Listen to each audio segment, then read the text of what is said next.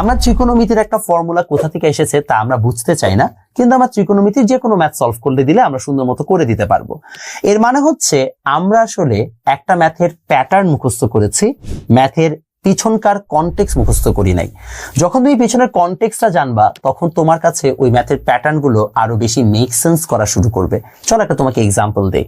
তোমরা যারা সবাই তো সরলরেখা চ্যাপ্টারটা পড়েছো, যারা 9-10 আছো তারাও স্থানাঙ্ক জ্যামিতিতে সরলরেখা চ্যাপ্টারটা পড়েছো, আর যারা ইন্টারমিডিয়েটে উঠেছে তারা সবাই সরলরেখা চ্যাপ্টার তো 9-10 পড়েছো বা ইন্টারমিডিয়েটও পড়ছো।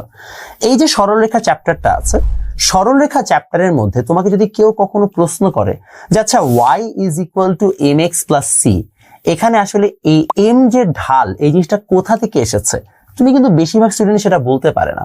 ইনফ্যাক্ট তাকে তুমি যদি জিজ্ঞেস করো যে আচ্ছা সরলরেখার সংজ্ঞাটা কি, আমি দেখেছি অনেক স্টুডেন্ট এটাও বলতে পারে না। সরলরেখার সংজ্ঞা হচ্ছে এমন সকল বিন্দুর সঞ্চার পথ যেখানে যে কোনো দুটি বিন্দু দিয়ে তুমি যদি একটি ঢাল নির্ণয় করো তাহলে সবগুলো বিন্দুর ঢাল সমান হবে। তাহলে দেখো সরলরেখার মূল বেসিস হচ্ছে আসলে এখানে যে কোনো দুইটা বিন্দু দিয়ে অঙ্কিত ঢাল সব সময় সমান। এই যে কথাটা আমি বললাম, এই সিম্পল